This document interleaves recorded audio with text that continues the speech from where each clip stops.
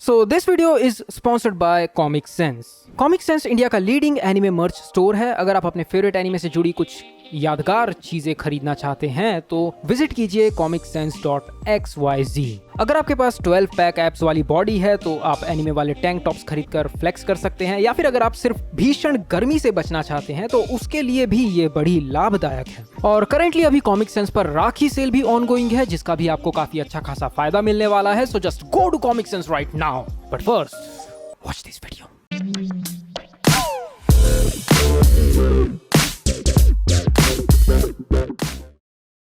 So hello everyone, today I'm going to teach you how to make a disaster movie. Disaster movie. तो पापा, mummy और उनके ex boyfriend निकले हैं दुनिया की सैर पे। देखिए उनका ये बेहद रोमांचक सफर only in 2012।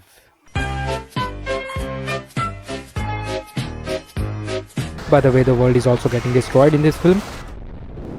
So, Japan Sinks is a Netflix original anime directed by Masaki Yuasa. I'm already sold. तो Japan Sinks basically एक 10 एपिसोड की एनिमे सीरीज है अबाउट नेचुरल डिजास्टर, यानी कि प्राकृतिक आपदा, जैसे कि भूकंप या फिर बाढ़ वगैरह वगैरह। और जापान सिंक्स में ये दोनों ही है। अब मुझे जापान के भूगोल की तो ज्यादा जानकारी है नहीं, लेकिन मैंने जो इस एनिमे में देखा है उससे मुझे ये पता चला है कि जापान के भीतर 7 टेक्टोनिक प्लेट्स आपस में इंटरैक्ट करती हैं। और जापान सिंक्स की स्टोरी में बेसिकली उन 7 में से 2 टेक्टोनिक प्लेट्स में बहुत ही ड्रास्टिक चेंजेस आ रहे हैं, जो कि जन्म दे रहे हैं बहुत ही मैसिव अर्थक्वेक्स को। एंड अल्टीमेटली होना यह है कि उन मैसिव अर्थक्वेक्स की वजह से जो पूरा का पूरा जापान है वो समंदर में डूब जाएगा। यस, पूरा का पूरा Japan, because Japan basically is not a one big land, it's a formation of many small islands. Japan बहुत सारे छोटे छोटे द्वीपों के समूह से बना एक देश है, तो समंदर का खतरा तो हमेशा ही बना रहता है। And did I mention that it also has volcanic eruption in it.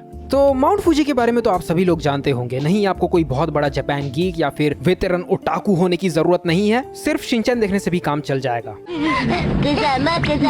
क्या है माउंट फूजी? तो मैं क्या करूं? तो क्या आपको पता है कि माउंट फूजी एक्चुअल में सिर्फ कोई माउंटेन नहीं है, it's an active volcano.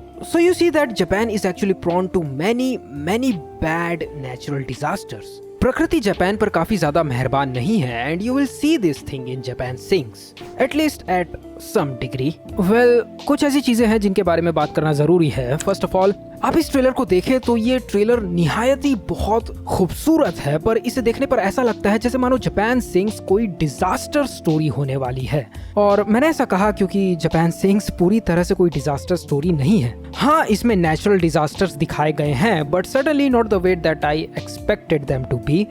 Late me explain.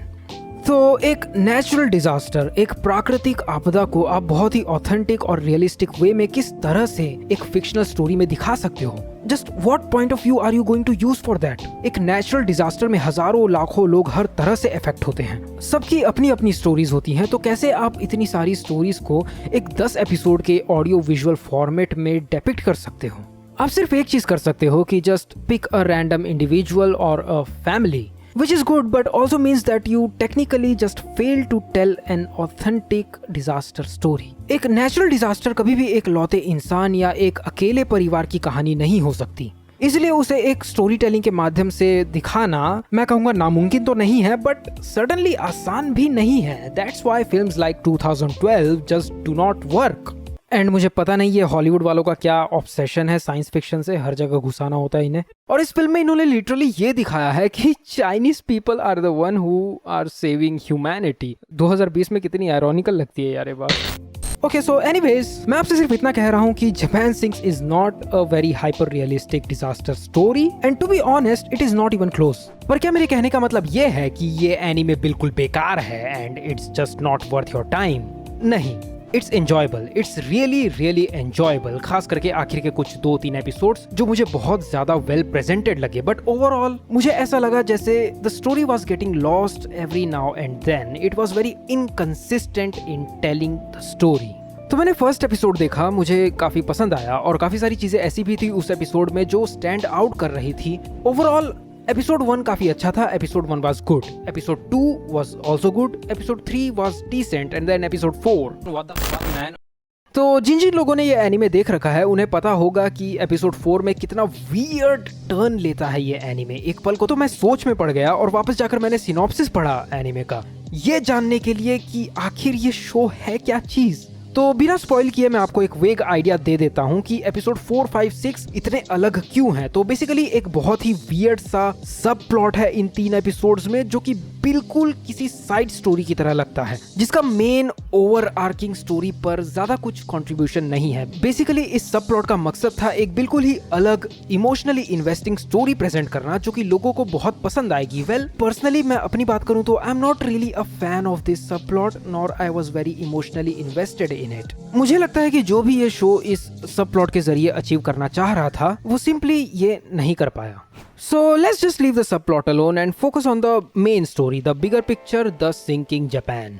तो ये पूरी स्टोरी रिवॉल्व करती है मुता फैमिली के around, and to be more specific जो इस स्टोरी की मेन प्रोटैगनिस्ट है वो है आयुमो, जो कि एक एस ट्रैक रनर है। और ये फैक्ट आपको याद रखने की बिल्कुल जरूरत नहीं है बिकॉज इसकी लिटरली कोई रेलेवेंस नहीं है स्टोरी पर। तो अर्थक्वेक्स की वजह से आयुमो का घर तो पूरा ढह जाता है, बट उसके फैमिली मेंबर्स हर कोई सुरक्षित बच जाते हैं, उसकी मॉम, डैड और छोटा भाई। तो अर्थक्वेक की मार झेलने के बाद मुता फैमिली और उनके साथ कुछ दोस्त पैदल यात्रा शुरू कर देते हैं किसी सेफ जगह की तलाश में। एंड इस पैदल यात्रा में वो लोग और लोगों से मिलते हैं, नई नई जगह जाते हैं, ऑब्स्टेकल्स से निपटते हैं, and that carries on till the very and. तो अब ये सब सुनकर आपको बड़ा ही बेसिक सा लग रहा होगा कि it's just a story about a family going on an adventure, and to be honest you are absolutely right. इस एनिमे में जितनी भी चीजें होती हैं most of them are highly unrealistic and follows every damn predictable trope you can imagine. Characters जिस तरह से सिचुएशंस पर रिएक्ट करते हैं वो कभी कभी बहुत ज्यादा ऑकवर्ड हो जाता है। For example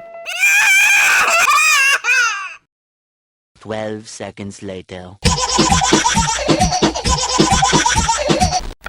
And some of the actions just straight up did not make any sense. Although कुछ ऐसी भी चीजें थी जो highly unrealistic थी, but मुझे उन्हें देखने में बहुत मजा आया because of 2 factors.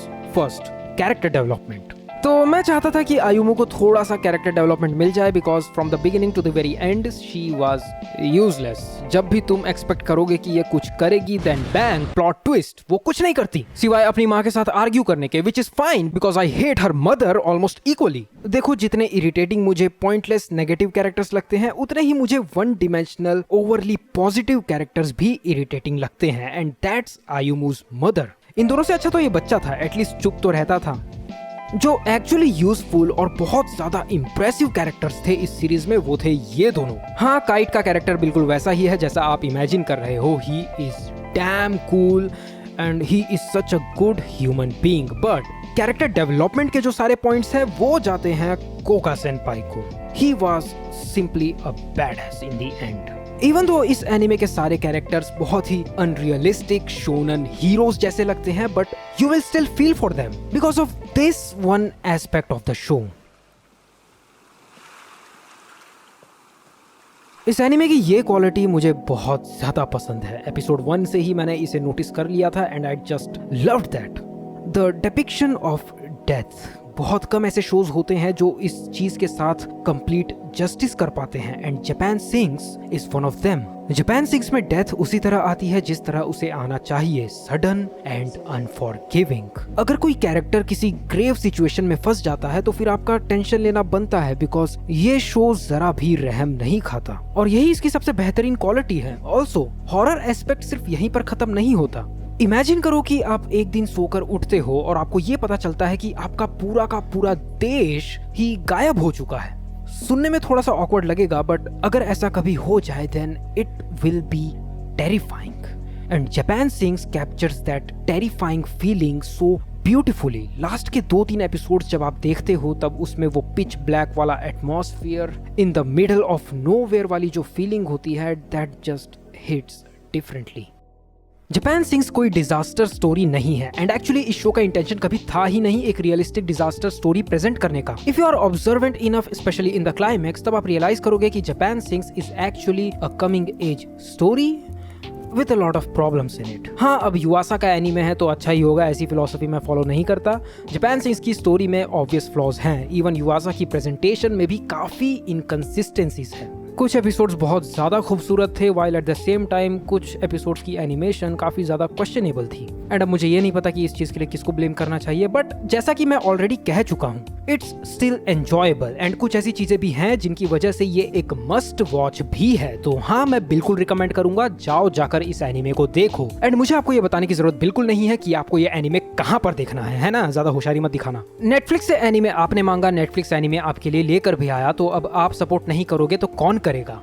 If you love anime, if you love watching anime, then please support it. अगर ऐसे ही पायरेसी कर करके पॉपुलर करवाओगे तो ऐसी पॉपुलैरिटी का कोई फायदा ही नहीं है। अगर आप एक स्टूडेंट हो और आपके पास पैसे नहीं है तो कोई बात नहीं, काफी सारे फ्री लीगल वेज इमर्ज हो रहे हैं, आप उन्हें फॉलो कर सकते हो। But if you are someone who is capable of spending real money, then please buy Netflix. Netflix बहुत कोशिशें कर रहा है इंडिया में एनिमे को पुश करने की, एंड अगर आप उनकी इस कोशिश में उन्हें सपोर्ट कर सकते हो, then please buy the premium subscription.